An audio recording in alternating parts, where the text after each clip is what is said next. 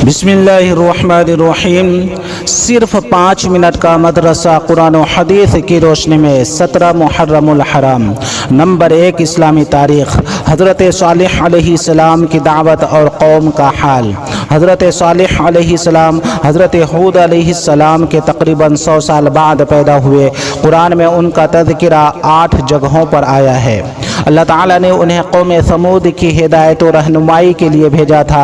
उस कौम को अपनी शान व शौकत, इज़्ज़त व बड़ाई और शिरक व बुतपरस्ती पर बड़ा नाज था।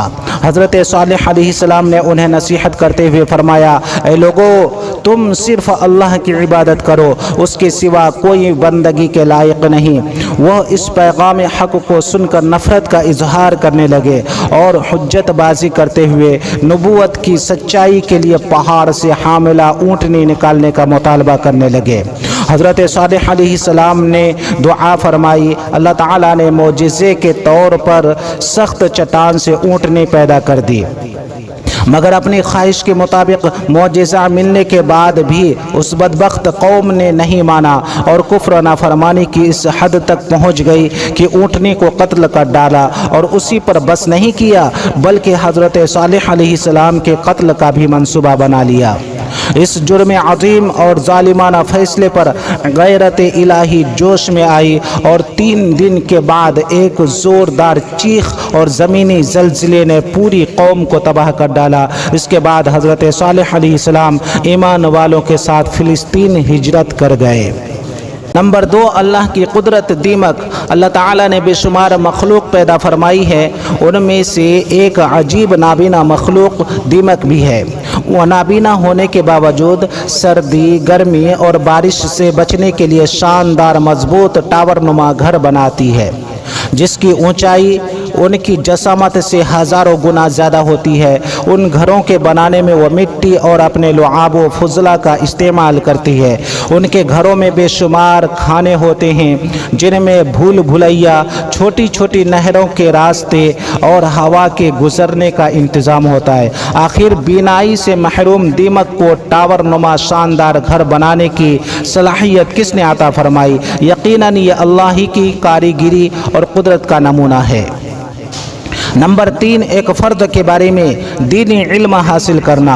रसूलुल्लाह सल्लल्लाहु अलैहि वसल्लम ने फरमाया, दीनी इल्म हासिल करना हर मुसलमान पर फ़र्द है। इब्न माजा।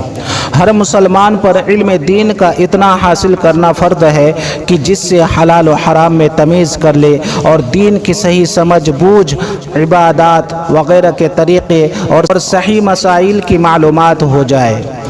नंबर 4, एक सुन्नत के बारे में बीवियों को सलाम करना। हज़रत उम्मे सलमा रज़ियल्लाहु ताला अन्हा बयान करती हैं कि आप सल्लल्लाहु अलैहि वसल्लम रोज़ाना सुबह के वक्त बीवियों के पास तशरीफ़ ले जाया करते थे और उनको खुद सलाम किया करते थे। मजमउज़ ज़वाइद। नंबर 5, एक अहम अमल की फजीलत, आफत व बला दूर होने की दुआ। रसूलुल्लाह सल्लल्लाहु अलैहि वसल्लम ने फरमाया, जो शख्स माशा अल्लाहु ला कुव्वत इल्ला बिल्लाह पढ़ लिया करे तो सिवाय मौत के अपने अहल व अयाल और माल में कोई आफत नहीं देखेगा। तिबरानी औसत। नंबर 6, एक गुनाह के बारे में सिफारिश पर बतौर हदिया माल लेना। रसूलुल्लाह सल्लल्लाहु अलैहि वसल्लम ने फरमाया, किसी ने अपने मुसलमान भाई की किसी चीज़ में सिफारिश की और सिफारिश करने पर सामने वाले ने उसको कोई चीज़ बतौर हदिया पेश की और उसने कबूल कर ली तो वह सूद के बहुत बड़े दरवाजे पर आ पहुँचा। अबू दाऊद। नंबर 7, दुनिया के बारे में गुनहगारों को नेमत देने का मकसद। रसूलुल्लाह सल्लल्लाहु अलैहि वसल्लम ने फरमाया, जब तू ये देखे कि अल्लाह ताला किसी गुनहगार को उसके गुनाहों के बावजूद दुनिया की चीज़ें दे रहा है तो ये अल्लाह ताला की तरफ से ढील है। मुस्नद अहमद। नंबर 8, आखिरत के बारे में क़यामत का हौलनाक मंजर। कुरान में अल्लाह ताला फरमाता है, जब कानों के पर्दे फाड़ देने वाला शोर बरपा होगा तो उस दिन आदमी अपने भाई से, अपनी माँ और बाप से, अपनी बीवी और बेटों से भागेगा। उस दिन हर शख्स की ऐसी हालत होगी जो उसको हर एक से बेखबर कर देगी। सूरह अबस। नंबर 9, तिब्ब नबवी से इलाज, मुनक्का से पुट्ठे वगैरह का इलाज।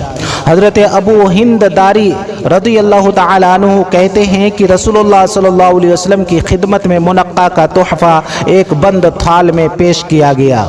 آپ صلی اللہ علیہ وسلم نے اسے کھول کر ارشاد فرمایا بسم اللہ کہہ کر کھاؤ۔ منقع بہترین کھانا ہے جو پٹھوں کو مضبوط کرتا ہے، پرانے درد کو ختم کرتا ہے، غصہ کو ٹھنڈا کرتا ہے اور منہ کی بدبو کو زائل کرتا ہے، بلغم کو نکالتا ہے اور رنگ کو نکھارتا ہے۔ تاریخ دمشق لابن عساکر۔